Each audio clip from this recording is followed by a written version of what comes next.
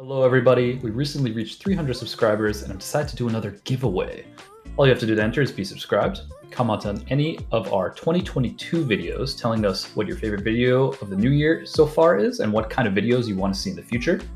We will be giving away a couple cold foil promo heroes. We have one cold foil Icelander. We've also got one cold foil Data Doll, as well as one cold foil KO Berserker Runt. The giveaway will last for the month of March 2022, with the prizes being raffled in April. Thank you for your continued support. Hope to see you all at the Pro Tour in May. Bye for now.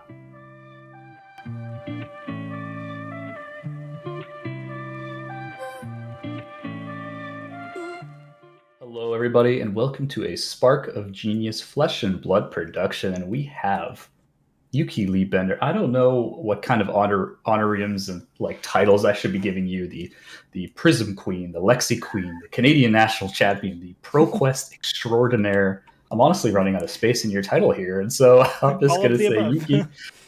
All of the above. We're joined by Yuki Lee Bender herself, and this interview is going to be a bit special because Yuki actually ended up going all the way down to Portland. Drove down there, played in both of their ProQuests.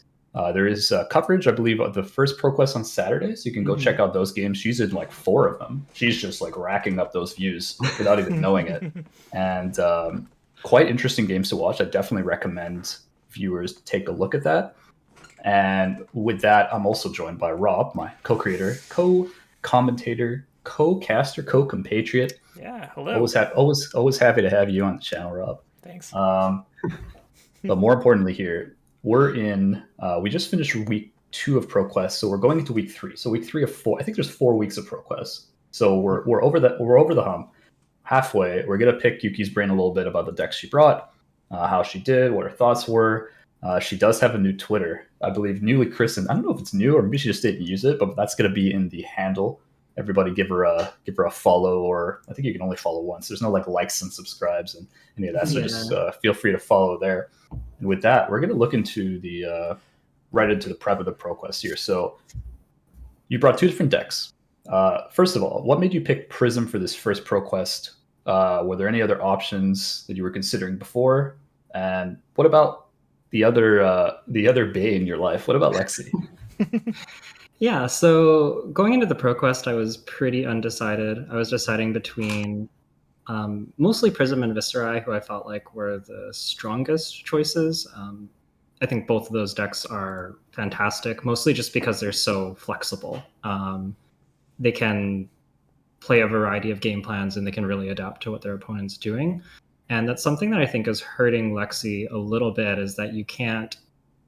It's hard to account for like having to tempo out the aggressive Starvos and having to worry about getting fatigued by the more defensive Starvos and having to, push through Prism's damage, but like not die to aggro Viserai. Like it's hard to balance all of that in Lexi, because you just have so many like arrows that you have to play and ice cards that you have to play, and you can't like board into lightning for certain matchups. It just doesn't work. So the flexibility of Prism and Viserai just really attracted me, because it feels like even if you have, I think all the decks have bad matchups, but all the matchups are pretty close, and you can kind of shore up those weaknesses if you tech for it, or just by playing well, or just having the cards come up the right way. And I think that's something that's really really nice. So playing on the event on the Saturday, the Fab Foundry one, I actually walked up to the table to hand in my deck list holding the Viserai deck list. And then I second guessed myself, went back and switched to Prism last minute, because I was like, oh man, there were so many Starvos. I don't really want to play Viserai into Starvo. Like, it's definitely winnable. I think you can OTK them with some D-Reacts. I was ready for the matchup. I just felt like Prism was a little more comfortable. And yeah, not to say that Viserai wouldn't have been a good choice, but I mean, I guess I picked the right one. Yeah, it was sure. The last minute switch is often the deadliest. The gut feeling kicked in. It's like, my brain's telling me one thing, my gut's telling me something else. Awesome. So how many reps did you need testing wise, and against which matchups were you focusing mostly on nailing before you brought the deck to the PQ? So kind of funny. I had tested on Viserai a whole bunch, and I think that was one of the reasons I was finding it hard to put down was that I've been working on Viserai since before Everfest came out. Like, because in the end of the old format, I was like, oh, this deck looks really good. I should learn it. It seems like it could be strong. So I felt really practiced on Viserai and very comfortable with that deck. Prism was actually something I only started looking at after we got the list from the week one ProQuests, from Taiwan and New Zealand and all of that. And I was like, wow, these Prism lists looks awesome. Because I hadn't really been that impressed by the Tome Vestige list. Like, even with the new auras, I thought it helped, but it was still kind of iffy into the aggro matchups. Like, aggro Viserai could just run you over, and you couldn't quite get there consistently, in my opinion. So, but when I saw those lists, I was like, wow, this looks sweet. I want to try it. And pretty much right away, I was like, wow, this is really impressive. It's really strong. Right.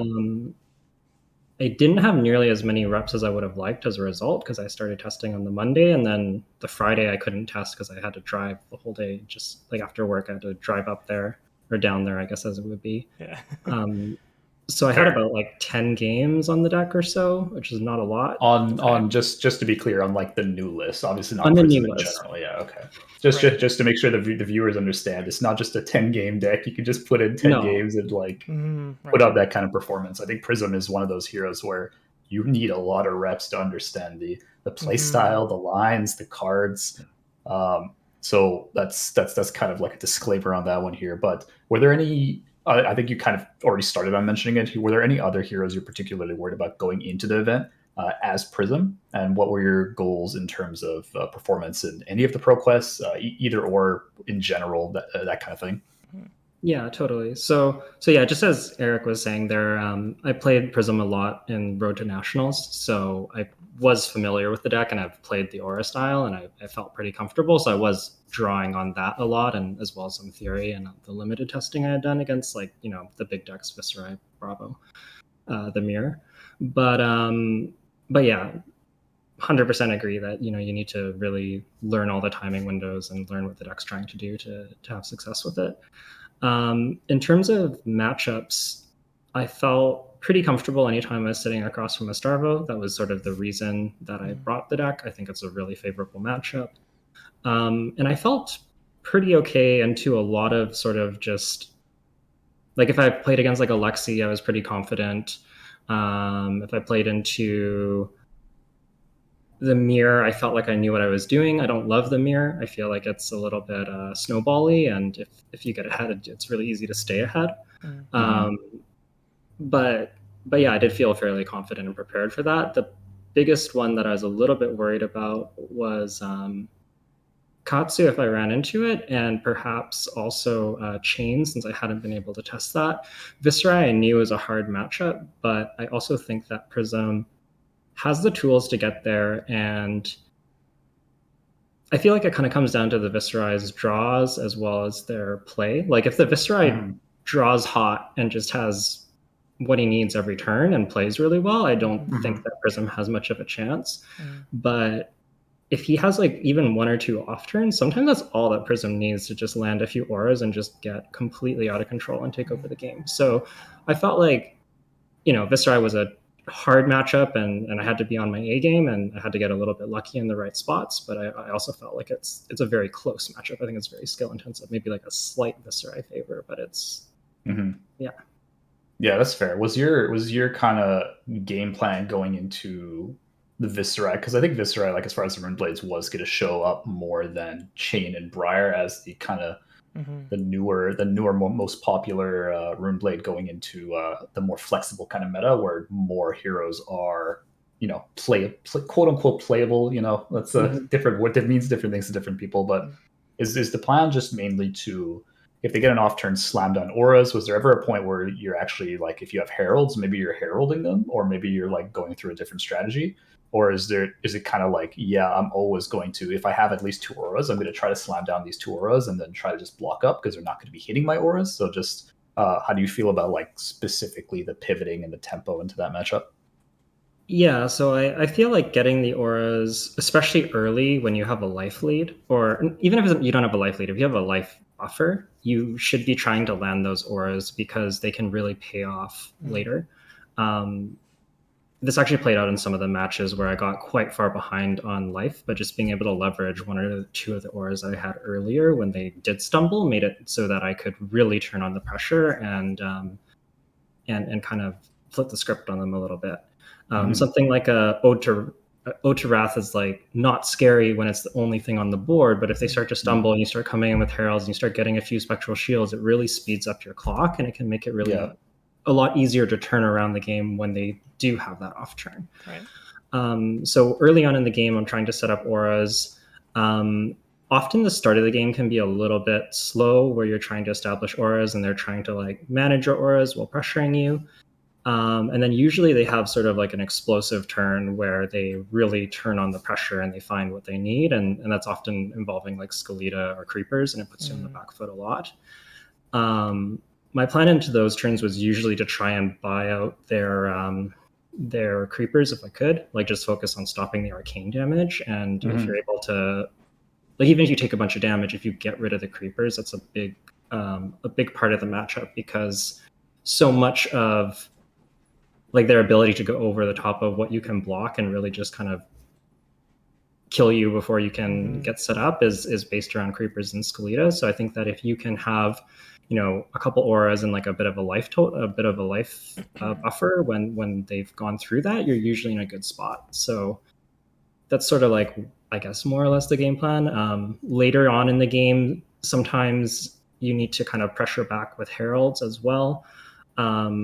Viserai doesn't really like to block too much when he's playing his aggressive strategy. He's just like, because his biggest turns is like, even if it's like Mauve Skies into an attack plus Revel and then swing the Thorn, that's like a 4-card hand, right? So, because he needs to pitch as well for the Thorn. So he kind of needs minimum 4 cards and often 5 to really get to his damage ceiling. And sometimes just like, if you can just like play a War Tune or a Miraging off of like 1 card or off of your Tunic, it really swings tempo. It can really help you kind of keep that life lead close enough that you can pivot when they do have an off turn. That's totally fair. So we're gonna roll into the event itself here, because you're hinting at a couple of these matchups, and a couple of these matchups were actually streamed. So can you take me through kind of the Swiss games, only as far as kind of roughly what the matchups were, how you sided for them, if there's anything like super, like, not, you don't have to give me the card by card count, obviously wouldn't expect you to remember all that, but the pivotal moments worthwhile to mention. I remember, I believe it was the second round of Swiss you were in the Mirror, and the 5th rounds of Swiss you were in Viserai. And that Viserai game, you could definitely expand on that a bit, because you kind of alluded to it. You definitely on the back foot. I'm not going to spoil it, but I'll let you carry on with that one. Yeah, for sure. So round 1, I was against a Ice Lexi. The matchup is really hard for Lexi. I think it's one of the big things that made me kind of not want to bring her for this ProQuest, was that as much as I think she's pretty decent into Viserai and reasonable into Starvo, I think that the new Prism decks are really hard. Between the D-Reacts and all the auras, you can't really keep up. You kind of have to race, and Prism's pretty good at blocking you out. Your damage is just not high enough. And that's kind of exactly how it went. I just managed to get ahead on auras, get tempo, and just kind of close out the game. Round 2 was the Mirror. That was one that was streamed. My opponent went first, which I think is definitely correct. But I think got perhaps a little bit greedy and ended up falling behind because of it. A very pivotal moment that happened in turn 1 was that he attacked me with Miraging Metamorph, which was actually pretty good. My hand was 2 blue auras, 2 yellow auras, so I couldn't block it out if I wanted to. And I ended up taking a little bit of a hedge of just blocking with 1 aura and blocking with the Footsteps and floating 2, so that I could play. My plan was to play out a Merciful, and that way at least I get a card in my soul, I get a damage back, like I get a little bit of value, and he can't play a 0-cost aura. But I think my opponent maybe he didn't have an attack, or maybe he got a little bit greedy, but he played a 0-cost aura, which let me instead play the Genesis in my hand. And from that point, I just felt way ahead. Like, because the thing about the Mirror is that if you're able to use your auras to stop their auras while pressuring them, it's really hard for them to ever get caught up.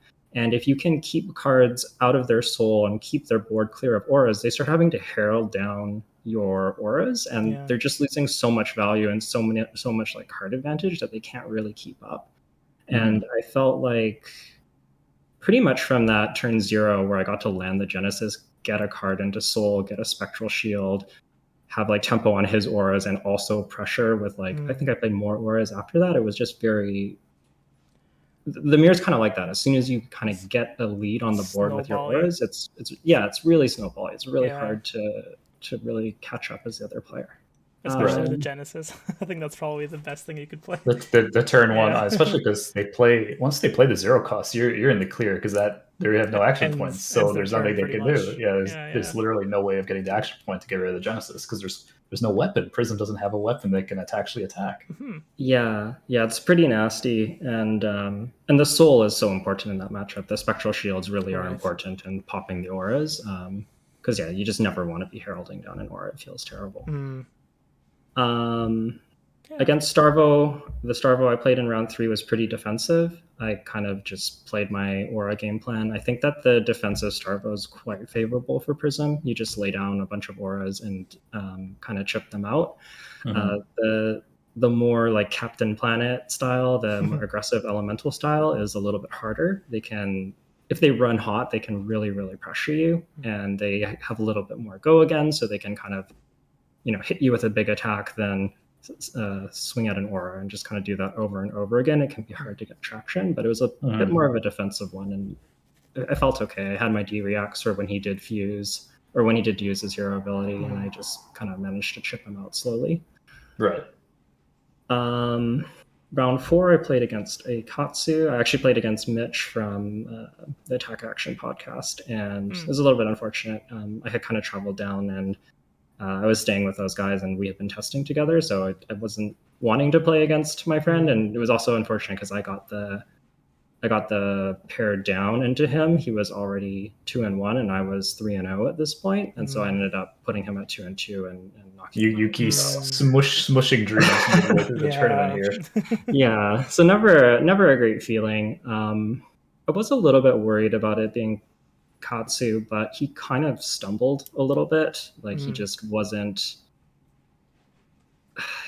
I don't know. He drew some kind of threat light hands where he had a lot of blues and would kind of just be like trying to poke my auras at not really pressuring me. So it was pretty easy to get ahead. And I think that's one of the things that makes the new Prism so good, is that if your opponent stumbles for a moment and you're able to get like a double aura turn, it almost feels like you just have the momentum for the rest of the game. Yeah, it's almost like a whole turn over them if you can do that.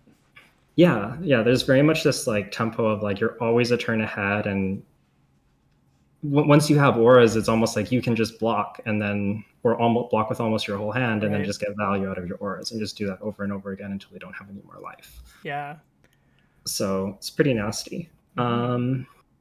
Also, Parable was super good in that matchup. I managed to get, I think I went first and landed a Parable, then followed it by another Parable, and it was just really that's dirty. Oh my, that prevents so much damage. Oh my god! Over the course of like an entire turn, that can essentially be another block 3 just sitting in there, because it keeps like all those multiple attack actions, the whelming turns, that they're just like so much easier to block out.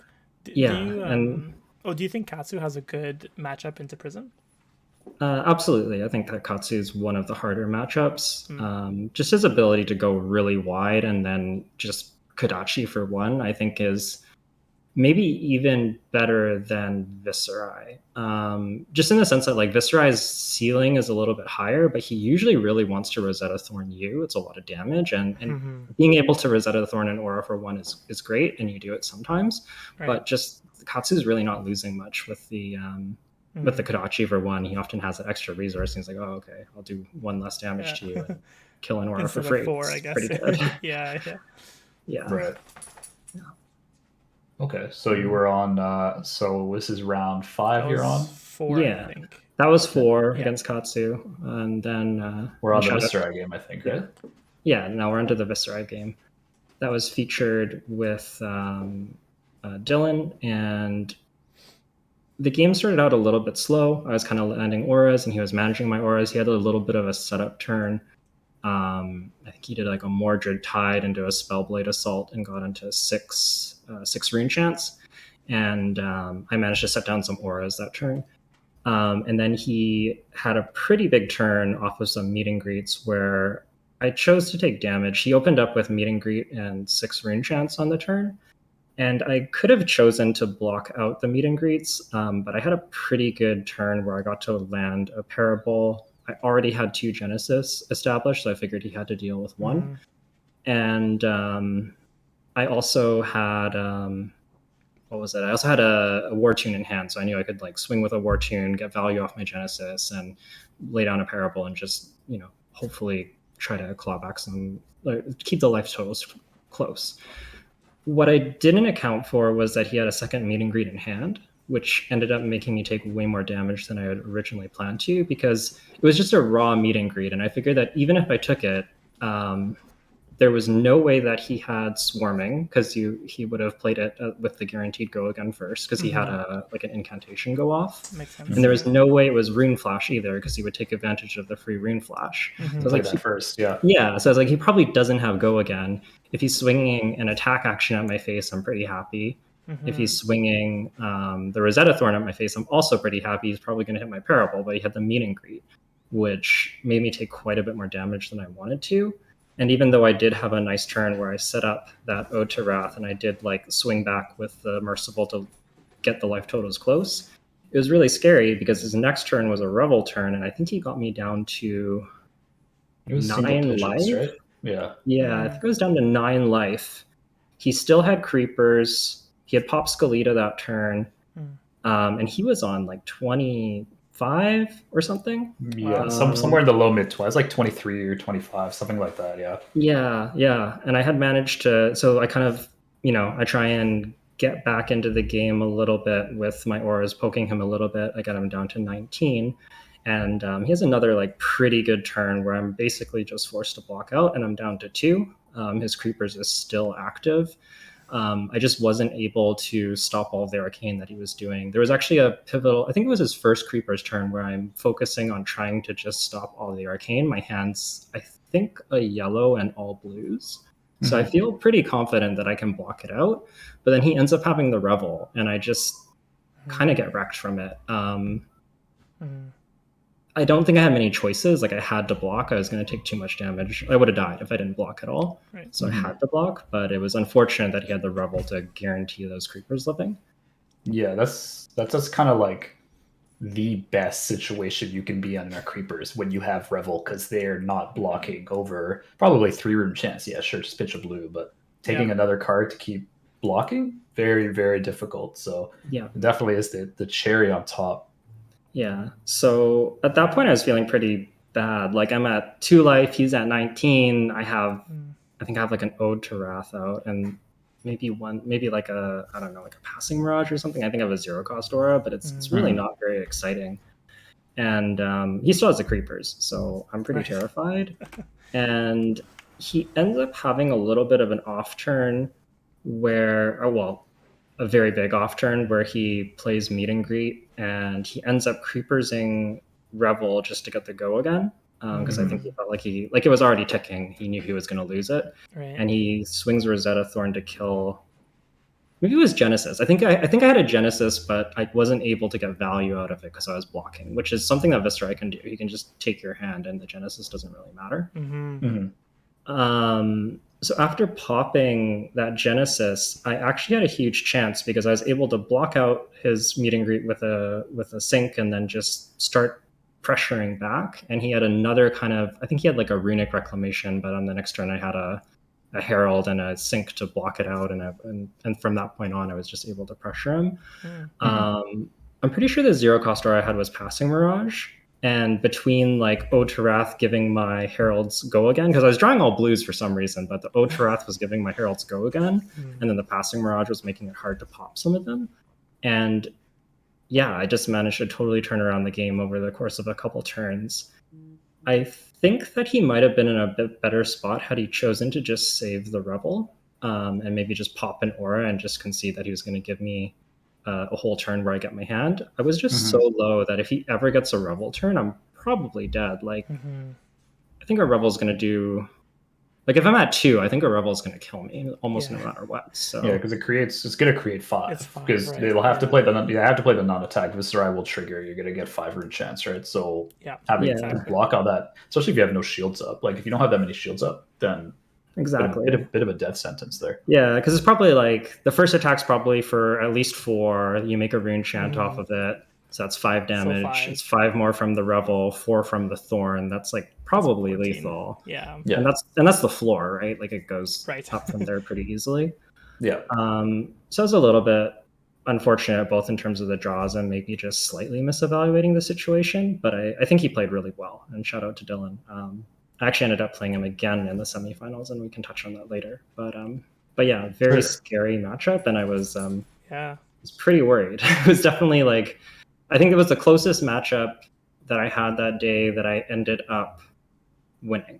Definitely. I definitely felt it when I was watching it, so I can. I feel like I was there. Yeah, no, it's fair. It was palpable. Palpable. The stress, the sweat was palpable. Exactly.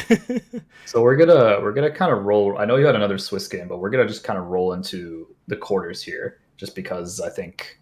Those were, I think, slightly more intense. Maybe I don't know, because we're starting off in quarters with. I guess the quarters was the Starvo game, if I recall correctly.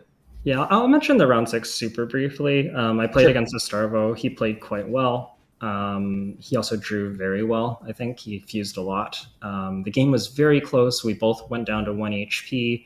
I think I ended up losing. I think he got exact lethal off like a Autumn's touch for 9 or something, and I just couldn't block it because it was dominated.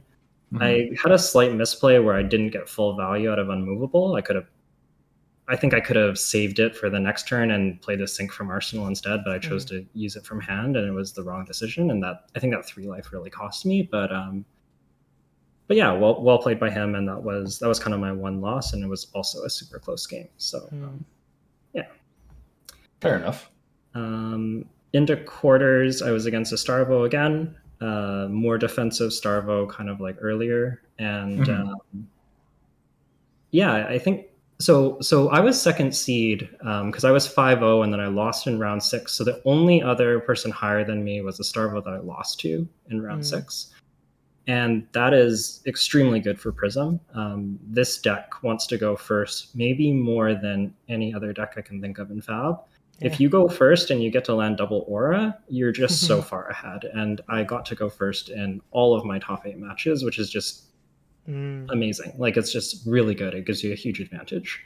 I think against Starvo, I just started with double aura and just kind of kept going. I just kept playing auras, kept making spectral shields, kept poking him down. He did have some tech. He had some blinks and lead the charges, and was, I think, making pretty reasonable decisions trying to manage it. But the problem is that I think that this new Prism, you could kind of outlast Prism potentially on Guardian before, just like break all their auras and they run out of threats. But with all the new auras, like Prism's eventually going to get there. And so even though he was managing my board state quite well, it eventually snowballs, and just I managed to chip him out. And I think that that's kind of how that defensive Starvo or defensive Guardian matchup goes. It's just really hard to play. I think it's really hard for most decks to play defensively into Prism. You need to be able to keep up the pressure. So yeah, that was that one. That was also on camera. That's exactly what it looked like. So I don't have any notes for that. It just looked like it looked like Prism into old. It looked like Prism into what old Bravo was trying to do against old Dash. When Bravo, like I played a lot, you brought in beltings to go wide. You lead the charges against the Prism deck to do exactly what this new Bravo was trying to do. And it looked almost as hopeless as when I was trying it against the old Prism. It was just like, no matter what you do, at best, you get to like 40-60, maybe, if you're super good and get super lucky. But then it's just like, what's the point? But the thing is, your mirror matchup into Starvo, especially the aggressive Starvo, is quite good if you're going defensive. And that's kind of probably, I imagine, why a lot of people were running that new build. I mean, if someone made it to the quarters, obviously they saw a couple mirrors and it was working well for them. So that makes sense. The semis was not streamed. However, got a rematch with the Viserai player Dylan. Yeah. So rematch with Dylan. I was definitely a little bit nervous going in just because it was such a close game the first time, and I think he played quite well. And Viserai is hard in general, but getting to go first was good. I got to play what is it called? A haze bending. And his hand was apparently really bad. Like I think he had all attack actions. So he just ended up filtering and popping my haze bending with Rosetta Thorn, and that was it. And my follow-up turn, my original plan was to go what was it? I think my follow-up turn was to pitch a yellow, go miraging, zero cost aura, Arsenal Genesis, which is like wow. absurd. Wow. Okay. But it gets worse for my opponent because apparently most of his hand blocked 6, and he had kept an amplify to pop my Phantasm. And he tries to call me on the Miraging Metamorph, and so I changed my plan and I just pitched my zero cost aura to play a Genesis, and then I copy Genesis. And so it was kind of just a non-game from there. Honestly, I was just so far ahead. Sorry, so that was the first Miraging. I assume you pitched a yellow. It was the first Miraging. Exactly. Then I have the one floating, play a Genesis. I still have the Miraging in Arsenal for next turn. And yeah, it was just it's pretty brutal. Yeah, that's a rough one. So what was the final life totals? Just because we didn't get to see that game. So how did it end up going? I think I got down to like mid 20s. He eventually cleaned up the Genesis, but he had to use creepers to do it. And I think at that point, the game was like he had cleared out my auras, but he was at 25, and I think, or he was at like 23, and I think I had 40 life and 6 cards in soul, plus like I had my whole turn. So there was just no way. The game kind of dragged on a really long time because I was just drawing awkwardly. Like I was seeing all my D reacts, but I didn't need it because I was so far ahead. Right. Yeah. And I was seeing like some of my 0 cost auras and some of my 4 cost auras, but it's like parable. It's not like really the ones that pressure and close out the game. So I'd be kind of like playing auras and chipping him for 3, and he'd be trying to like not get run over by auras, but I'd be killing him very slowly. So the game actually went quite a while, but it was just never. From that first turn with the Miraging and the double Genesis, it was just never really particularly close.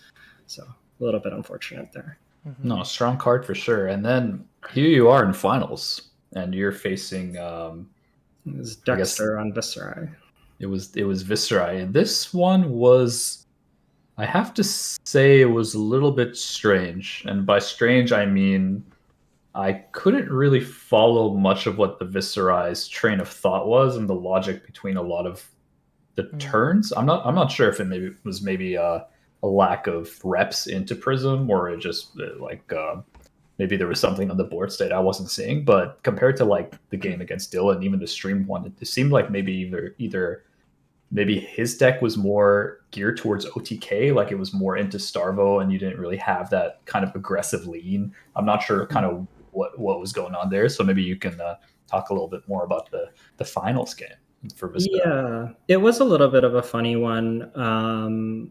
I know that Taylor from the Attack Action podcast actually played Dexter in Swiss, and I think lost the mirror match and said that he was quite good.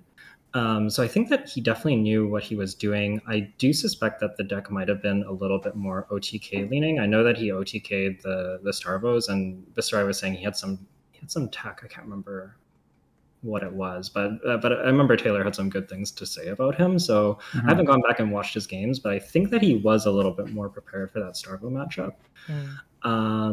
The start of the game's pretty reasonable. Like I do get to go first. I do get to play auras, and he's doing a pretty good job of managing them.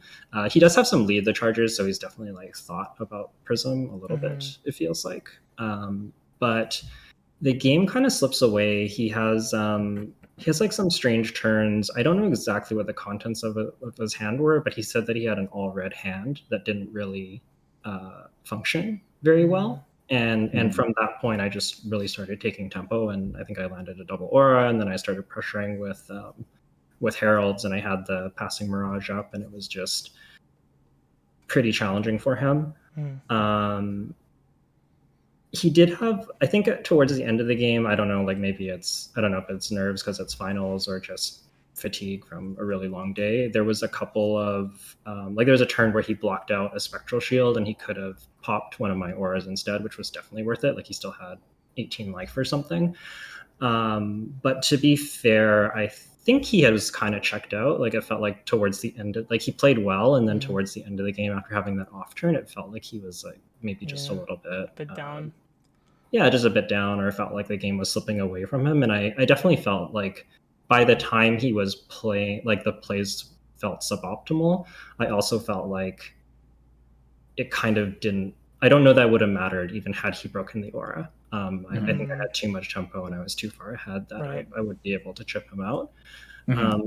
So yeah, I mean, it's unfortunate. It's hard to say without. I was paying more attention to like how to win the game rather than what he could have done differently. Yeah, but fair enough. But I do think, yeah, it sounded like that all red hand was pretty bad. You're saying you can't do both at the same time? Like I can't add that accolade to the front here.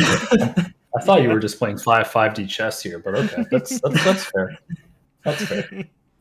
But so yeah, I don't know. I think it was just maybe some unfortunate draws. I know that some of the people watching also said that like the hand was really bad, so I'll take their word for it. Give him the benefit of the doubt, yeah. Yeah, because I think he played pretty reasonable at the start, and I know that he played well into. Yeah, I mean he got to the finals. Into the mirror, and he got to the finals. Yeah, like definitely a strong player. It was just, yeah, maybe after that off turn, it just kind of slipped away a little bit. Yeah. Awesome. So yeah, big congrats on the victory. Let's talk about the prize a little bit. So which gold foil did you end up winning? Cold foil. Cold. Wow. I think they call it a cold gold foil. I think, but it kind of is. I think it is. Yeah. So if you don't mind talking about that, and do you plan on keeping it, or is that one that you kind of didn't really care too much about? Totally. So I got pretty lucky. The gold foil I got was an Earthlore bounty. So getting the Majestic's pretty nice because some of them are commons, right? So there's a pretty big. A lot of them seem to be commons. There.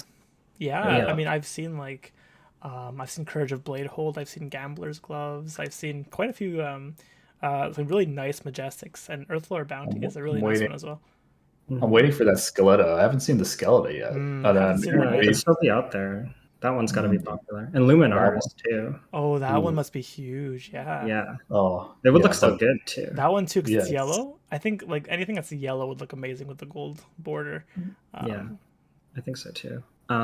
If anybody does want to check out that gold foil, it's on Red Zone Rogues. Twitter, YouTube, one of the two. Nice. He definitely it's on social something. Just go Google it. I know he tweeted it, and I think it might link to his YouTube. There's definitely a video of it. Awesome. Yeah.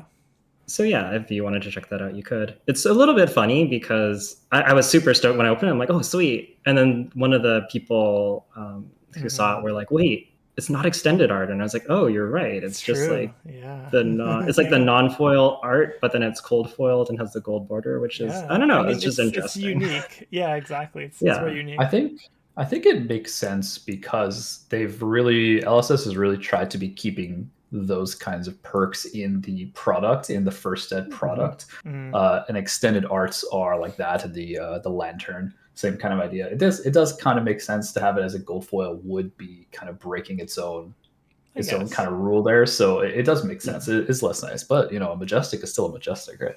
Yeah, no, I'm pretty happy about it. And I don't know what my plans are. I'll keep it for now, but you need to I'm not the biggest Guardian player, and we gotta fund the travel. You gotta fund all these. You gotta fund Worlds. You gotta fund the Pro Tour now that you have that juicy PTI. I mean, it's expensive propositions here.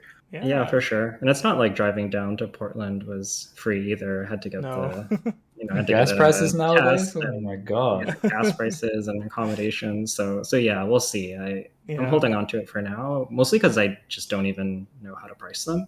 Yeah, that's true. Yeah, prices are pretty wild.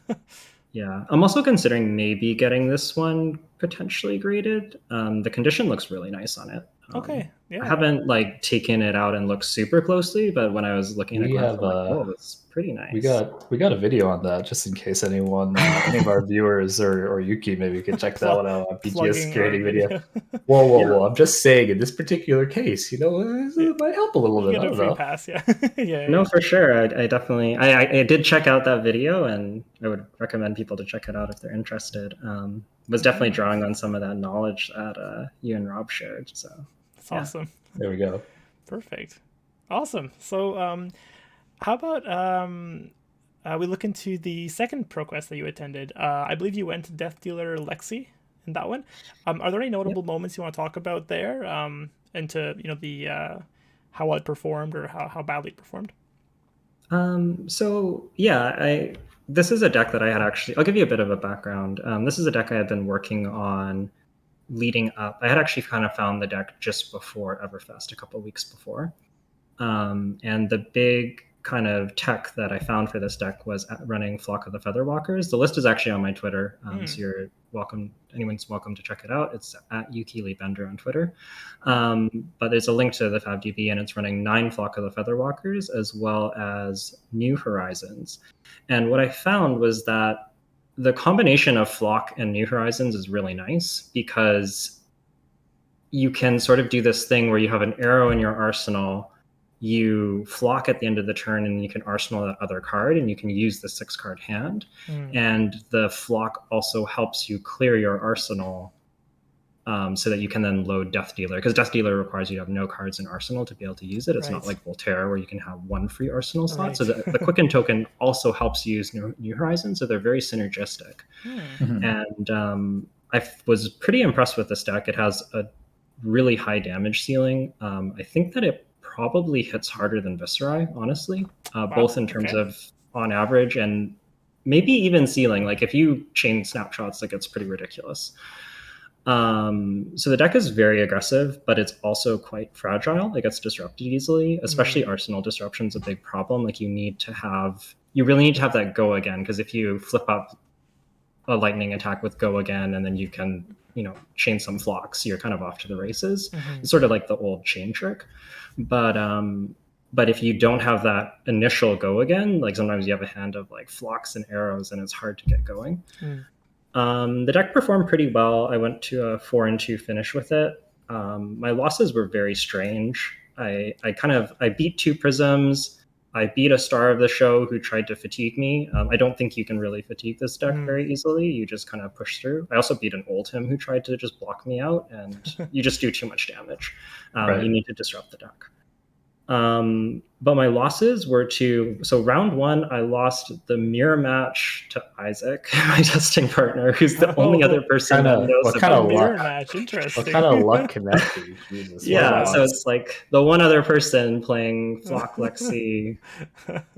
I don't know. It was weird. And then I wound up losing in round 5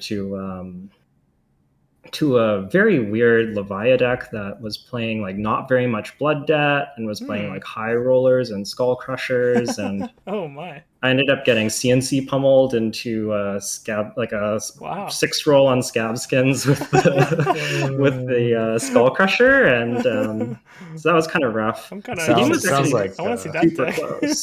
The game that sounds like Rob's kind of deck right there. You got my interest. It's a wild one. I don't know. It was a pretty cool deck, and my opponent was quite good with it. But yeah, I just the start was too much for me to handle. Okay, yeah. And it ended up being quite close. Like I got down to, we were both at 1 life, and I found lethal. Like I had a go wide turn and a lightning press, but he drew his 1-up reckless swing and then killed me with it. So yeah, that always hurts.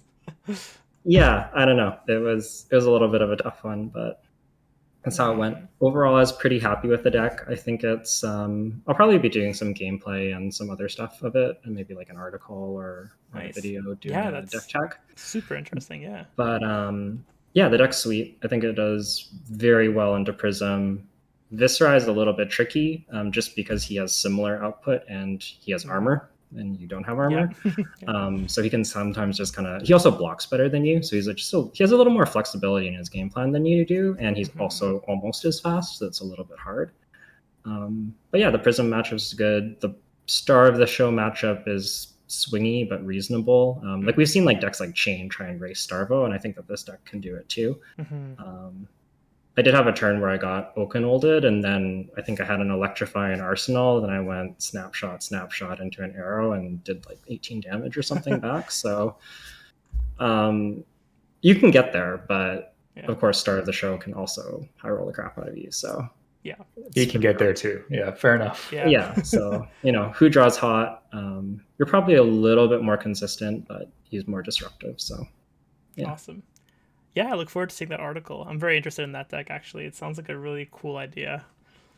Yeah, it's super fun. It kind of solves the Death Dealer problem where you draw all these cards, and then all you can do is pitch some of them into Shock Tremors because you don't have enough go again. That's right, yeah. So, it kind of, you have so much go again with the Phlox that you can actually kind of dump out your hand, and it's quite an explosive deck, and I think it's a fun one. So looking at the post event now, how many more PQs do you plan on attending? Yeah, so I'm probably just playing the Infinity Games one here in Vancouver. Nice. Taking it back. I'll definitely be going to that. Yeah, I mean, it's it's a local event. I want to play with all the locals. Play spoiler a little bit. Me and Eric can dream crush people. I don't know why you're dragging me. It's this. The goal is to crush Eric. I haven't even played Ada ProQuest yet this season because I only have 2. Yeah, I know, but I mean, we're both going to be at Infinity already qualified and just taking wins from people. So I'm just there. I'm gonna pick a random deck. I'm gonna have some fun with people, maybe at the expense of them, maybe me, but it's okay. Yeah. Well, yeah, I mean, same thing. I'm not too worried about taking that super seriously, but yeah, just looking to have fun. I might play the Death Dealer list, or can't wait for like Yuki to like nonchalantly win it, and then I'm just gonna like randomly shut out the champ has won it again, just like throughout the entire stadium there. Oh man, it's gonna be funny. Yeah. Well, yeah. So it's just that one. There's one in Calgary at Bento Gaming that I was thinking about going to, but I think Eric's talked about that one a little bit. Yeah, I think I would have gone. It's just, I don't know. I don't really want to travel again. Flights be expensive. That's right. Yeah. It's expensive. I already have the invite. It just doesn't. It's true. Yeah. It really makes sense. I'd rather just chill. There's a farewell welcome to Wraith event since our local store was on the Sunday for a while, and I wouldn't mind just going to that and chilling out. It seems they're really fun. I'll be going to both, so I'll be chill or no chill. I gotta hit up. You gotta win something for my favorite Albertans. For all you viewers out there, I'm coming again. I was there in July, and I'll be there. He stole September? the Road to Nationals victory from them. Flew over there, took the tunic, flew back. So I'll try to take the gold. No, I'm just kidding. But they're gonna have your face. Your face is gonna be on their door and be like, "Do not let this man in. Not welcome." Oh man! With a bounty on your. Awesome. Okay, perfect. And are you planning on attending the Pro Tour in New Jersey now that you have the PTI? And if so, how do you think the meta will evolve, if it will evolve? Yeah, so I'm definitely planning to go. I actually just requested the time off work today, and nice. We'll see. Congratulations. Yeah, it usually takes a little bit of time to like get processed, but yeah, I'm very much looking forward to go. It should be a really cool event, and I'm excited to be able to go. In terms of the metagame, I think that it's kind of interesting. I think it will shift a little bit. I don't know that Viserai or Prism is really going anywhere. I think that they're both just so strong and also so flexible. They can really kind of adapt, and you won't be good against everything, but you can kind of lean more towards whatever you're expecting, and that's a really strong quality for a deck. They're not really one-trick ponies that can just be played around, very soon. Yeah, there are also decks that I think really reward player skill, like Starvo. I don't want to say that it doesn't take skill, because I think it does. Like, there's a big difference between a good Starvo and a not so good Starvo, but I think that like the skill floor and is pretty high. Like you don't need to be that good to have success with the deck. And I also think that the skill ceiling is maybe not as high as Viserai and Prism. Like, there's just, the decisions are fairly straightforward, especially in that Captain Planet list where you're just kind of going aggro. Like, it's not. It's just not yelling at them. I have it, boys. Oak and old. Yeah, so if you run hot, you can run some people over, but if you don't, you also won't. So right. I kind of think that Starvo is going to. I think it will still be a deck, but I think it's going to fade. I wouldn't be surprised even in the later ProQuest if Starvo starts to fall off a little bit. I just think that it's a deck that plays a lot of. I think Hayden Dale said it best, that it's playing a lot of bad cards, and the deck kind of loses to itself. I think you can beat it if you want to, and I don't know. I think it's a solid deck. I think it's quite powerful. I think you can get there, but I don't think that we'll see it the same way, especially at the Pro Tour, which I would assume is going to be pretty high level, right? Like, it's going to be a lot of strong players. First tier 4 event, like best that can make it. I guess best that can actually afford to fly over, right? So yeah, that's definitely a big factor. But I think it'll be exciting. I'm sure that we're going to see some innovation. Like, I'm sure that Matt Rogers and Nick Butcher are probably brewing something up, and I'm sure some other people are too. So it'll be really cool to see. There's sort of this like interesting 2-month window where I don't know what's happening. Just skirmish. There's skirmish. But there's I guess they could announce something else. There is the calling. So that's true. The first one coming up is in Annapolis in March, I think. But then I think there's another calling. There's the Taiwan. That one is coming up too. So there are probably some other events where we might see some stuff. I kind of echo that for sure. That Bravo, I think, took a lot of people by surprise week 1. Yeah. Very strong coming out of Battle Hardened in SCG Con, and I think now people are starting to realize that he's still Guardian. Like, he is star of the show, but he's still Bravo. He still has a lot of the weaknesses that old Bravo had. He just has a better kit and is able to really. So essentially, what I like to think of it, he brings OG Bravo, which traditionally very easy to learn, but very hard to do well with. It takes a lot of reps, a lot of knowledge to really excel in. So we've just essentially brought the skill ceiling to a place where you don't need as many reps. It's much more linear, whereas Bravo isn't usually that linear, but could be more flexible with strong cards. And that kind of emerged with the new control style Bravo, which is just Starvo just going back to his roots, right? Like, honestly, you're just playing less element cards. You're going back to regular. And that's why, like, echoing kind of what Yuki said, it just doesn't do as well into Prism, because old Bravo didn't do well into Prism, right? Yeah. So I kind of agree with that for sure. Yeah, and even looking at my recent ProQuest, Starvo was the 3rd most represented hero. Second was, I believe, Viserai, and first was Prism. So he's already kind of starting to fall off. Yeah.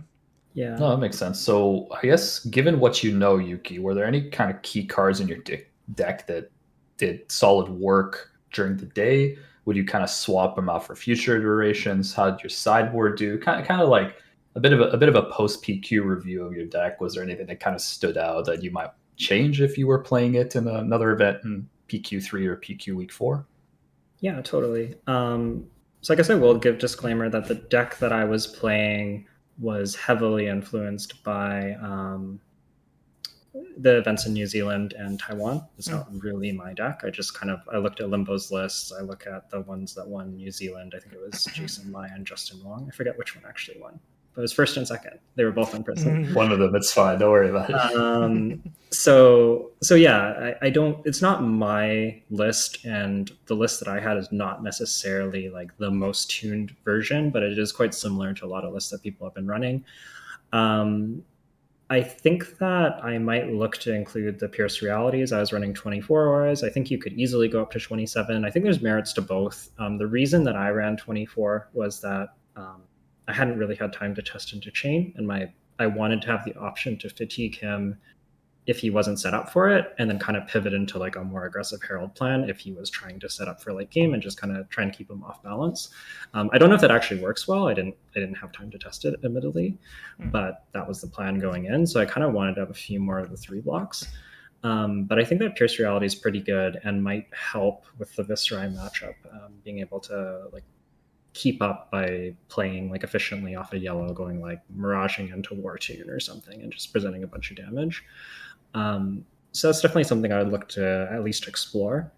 Dreamweavers were a pretty big underperformer for me. I knew that some people were playing Ironhide, and I was like, oh, I don't know exactly where I need that matchup. I don't think I really need it into Starvo.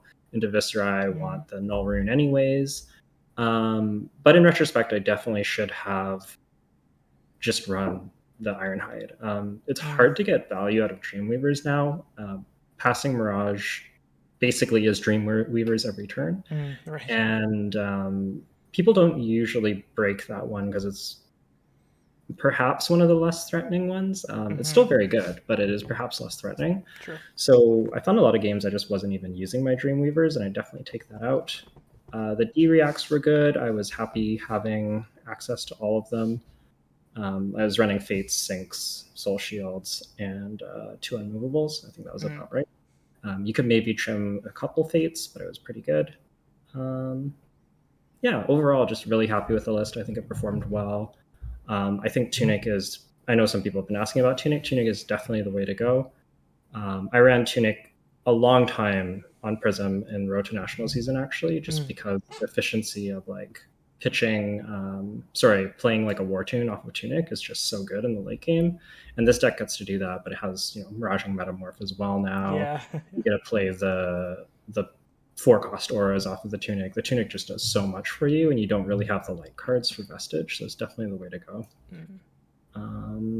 Skullcap. I know that some lists haven't been running Skullcap, and I think that's definitely a mistake. I think you need to have Skullcap for the Runeblade. Just blocking out Runic Reclamation with Skullcap plus 2 cards is so much better than having to block with 3 cards. The 3 cards is just brutal. Of course, if you can like Sync Below or something, that's even better, but you want to have that option because otherwise Runic is just such a beating. So yeah, no, that's fair. That totally makes sense. I think I didn't think as much about the Dreamweavers. I do kind of agree that I think they're just like, they are the class card, and that's kind of why people just default to them. But I think having a one of, it made sense in Monarch, obviously, but now, as you said, there's an aura that does that every turn. So it's less of a, it doesn't block, there's no armor, there's no nothing. I think it's Spell Void 1 or something. I don't know how much people care about that, but that is definitely a thing. But the Ironhide definitely makes sense because there's a lot of cases where you have 1 floating because you don't have the 2 floating for the Spectral, but you could have the 1 floating because if you block with Footsteps kind of thing. So you can also have that 1 floating quite a bit to use it. So that one does make sense. So last thing here, any advice for aspiring Prisms and or Death Dealer Lexis going into, because the lists are public, right? So going into local PQ in week 3 or week 4, and any shoutouts you want to give. Yeah, for sure. So I'll start with Lexi. I think that is a deck that you need to have practice on. The good thing is that I think because the deck is so linear and blocks so badly, like you're playing a lot of 2 blocks. Like I think half your deck blocks for 2, maybe more. Because the deck is like that, you can just goldfish that deck very effectively. And you really need to know the lines. Because the problem with that deck is that if you clog your arsenal and you have like, I don't know, an arrow and a flock and you don't have a Quicken, you don't get to do anything. Like you have a turn where you do nothing and your hand blocks with all 2 blocks and you will lose for sure. So you do need to goldfish it. It has some tricky sequencing and you kind of need to understand like, there's a lot of points where you need to think about like, I'm going to be drawing 2 cards off Electrify. and an arrow, like what might I draw, and think about the different scenarios and what's best. So I think it's a deck that takes some practice, but luckily you can goldfish it, and I'd really recommend doing that. It's quite a bit of fun, and I think you'll learn a lot about the deck if you do practice it that way. There'll also be some gameplay going up soon, I think, on OKNY that you can check out if you'd like to. That's OKNY podcast on YouTube. In terms of the Prism deck, I think it's quite a hard deck to learn, but if you want to, you should. Prism's really interesting. One of the things about Prism is really understanding the rules, and I think it's I know Eric's a Keno player, and just playing those decks that play at instant speed, you really need to learn about all the timing windows and when you can react and when you can play what card, and all of the how does somebody passing with an action point up at the end of their turn work. Like all these rules interactions apply to you as Prism that don't apply at other places. And you also have like weird rules like Frazzle with spectral shields, and the replacement effects is like kind of messy. So like the ordering. Yeah. And then Spectra has like a whole bunch of its own rules too. So there's a lot of like kind of rules minutia that don't glaze over it. It all matters, and it's quite important. I think that it is a deck that you need to play against people. It's quite reactive in its game plan, and it really adapts to its opponent. You're often you're often having to kind of weigh, like, do I come in with heralds? Do I block? Do I just try to double aura? Like, it does all of these things, and it does them quite well, and you really need to weigh those up against each other. But yeah, the deck is a ton of fun, and I think the more you play it, the better you'll get. There's quite a bit of gameplay online. So if you're brand new to Prism, check out like the kinds of lines that people are doing. In general, I would say what the deck is trying to do is double aura every turn if it can, and then just run people over with those auras. You can start coming in with heralds to get go again. So yeah, I think it's a fun deck, but definitely one that requires a few reps, especially into like the Runeblade matchups and the more aggro matchups. Yeah, totally. It totally makes sense. I remember when I was first learning Prism a little while back now. I guess it was around the Monarch time when they came out, because I was kind of contemplating playing it.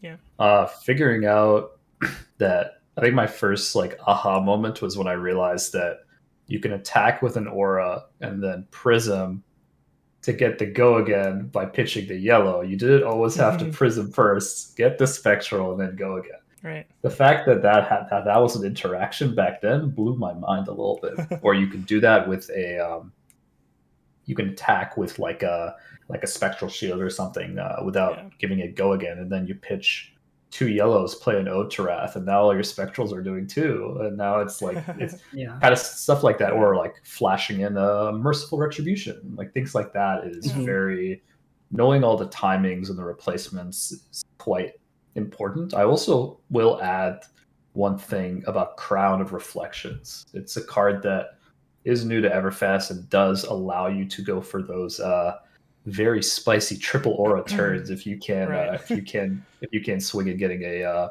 4-cost aura, crowning for replacing one of your spectral shields with a 0-cost aura, and then doing your business, doing all the things you want to do, and then finishing your turn on another 0-cost aura. Timing is super important. When I know when I'm still learning the ins and outs of that card, honestly, and it's really important to crown the proper timing and do your auras at the proper timing, attack at a certain time, really maximizing those points of damages, like here and here.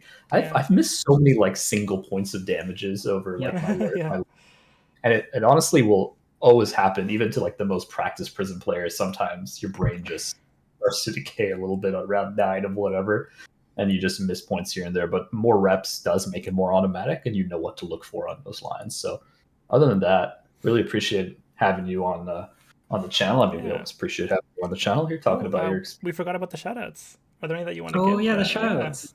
I think she's been shouting out people as it's going, so I just figured it was all like that's true. But yeah, are there any shoutouts other than the ones you've already given, I guess? Yeah, so Well, Fab Foundry was amazing, and I'm not just saying that because I won the event. It was drove down and took their truly, gold foil. it was truly an incredible event.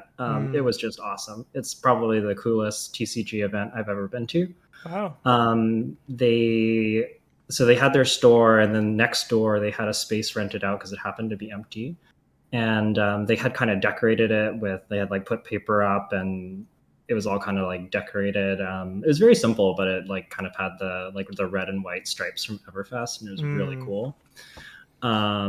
They had like the owner of the store, I know, Travis, he does he used to work at like organizing music festivals and stuff like that. So he had like a whole bunch of friends who came in and were like dressed up in costumes and juggling. And I think his brother was dressed up as Bravo's star of the show. It was incredible. It was really a cool event.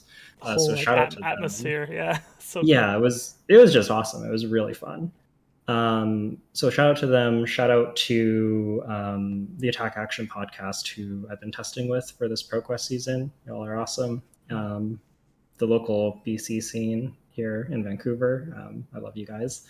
And also shout out to the NorCal group. I've been playing with some of the North Californians and their Discord and OKNY podcast and that whole crew. And they're a lot of fun and they're pretty awesome too. So yeah. Yeah, that was so I it definitely sounds like a crazy event. Can't believe their ProQuest sounds more fun than definitely a lot of the events I've seen in Canada anyways. Yeah, but I gotta drive down there. Yeah, now I wish I would have just driven down with you, but far drive for the COVID. Anyways, that's fine. That's neither here nor there here. But appreciate having you on. For all our viewers out there, if you haven't subscribed already, feel free to subscribe, as we will be doing our giveaway. As you probably saw, a nice new little giveaway template. So feel free to like, comment, and subscribe. All you need to do is comment on any of the 2022 videos. This one will count. So feel free to make this your inaugural sub video. I mean, Yuki will appreciate it. I'll appreciate it. If you're lucky, she'll give you an autograph at Pro Tour. No promises, but if you find her, you find her. You know. And with that, whenever you're watching this, wherever you are in the world, have a good morning, good afternoon, or good evening. And with that, we'll see everybody next time.